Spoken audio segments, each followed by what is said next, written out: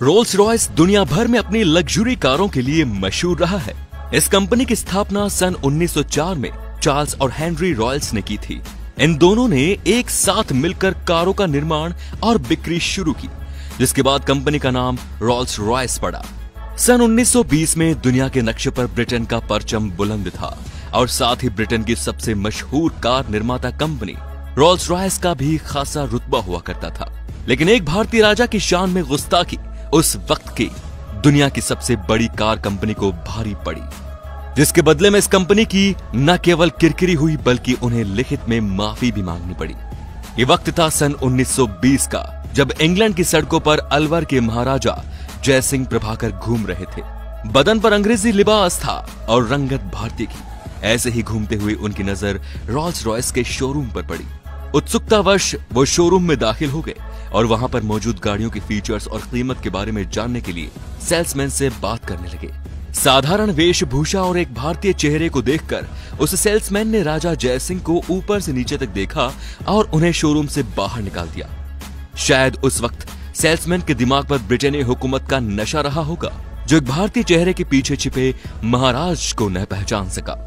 Showroom से बाहर निकलने के बाद जयसिंह सीधे होटल पहुंचे और अपने नौकरों को कहा कि रोल्स रॉयस के शोरूम को तत्काल इस बात की सूचना दी जाए कि अलवर के महाराजा जयसिंह शोरूम पर आ रहे हैं। महाराजा के आगमन की खबर शोरूम तक पहुंचते ही वहां पर अफरा तफरी मच गई और तत्काल आओ भगत के लिए रेड कार्पेट बिछा दिया गया। दिए गए समय के अनुसार जयसिंह अपने शाही लिबास और जेवरातों को पहने हुए शोरूम पर पहुंचे।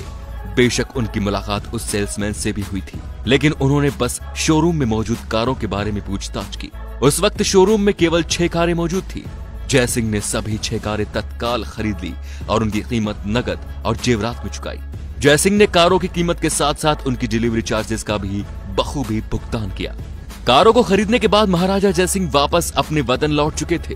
रोल्स रॉयस की सभी 6 कारें भी कुछ दिनों बाद भारत पहुंची और उन्हें महाराज के महल में लाया गया।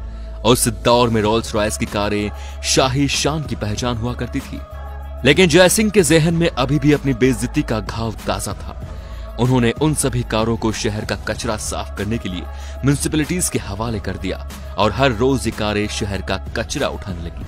जब रोल्स रॉयस की कारों के आगे और पीछे झाड़ू बांधकर शहर की सड़कों पर उतारा गया तो यह खबर किसी जंगल में लगी आग की तरह फैल गई।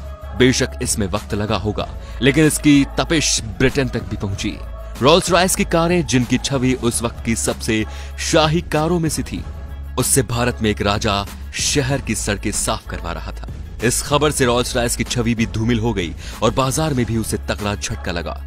साख के साथ शेयर भी गिर चुके थे, जिसके बाद कंपनी ने राजा जयसिंह को एक पत्र लिखकर उनके सेल्समैन द्वारा किए गए बर्ताव के लिए माफी मांगी और उन्हें 6 और रोल्स रॉयस कारें मुफ्त में देने की बात कही। राजा जयसिंह ने रोल्स रॉयस के माफीनामे को मान लिया और म्युनिसिपैलिटीज को आदेश दिया कि अब वो कारों से कचरा न उठाएं। इस तरह जयसिंह ने बड़े ही सूझबूझ से ब्रिटेन की सबसे बड़ी कार कंपनी रोल्स रॉयस का गुरूर तोड़ दिया। तो दोस्तों, भारतीय राजाओं के शौक और रुतबे के आगे कोई कुछ नहीं। महाराजा जयसिंह ने अपनी बेइज्जती का बदला कुछ इस प्रकार लिया कि रोल्स रॉयस को घुटनों पर ला खड़ा किया। आज भी यह कहानी सुनकर हर भारतीय का सीना चौड़ा हो जाता है।